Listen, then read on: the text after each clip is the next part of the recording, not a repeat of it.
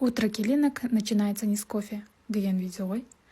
Барыңыздар күткөндөй эле мынакей. Эртеменки такая маленькая рутина десең.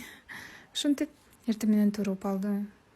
Эшиктин алдын көчөгө суу себип, шыпыра турган жерлерди шыпырып, жабырак түшкөн жерлерди чыйнап, кайненемдин гүлдөрү бар. Аябай гүлдү жакшы көрөт.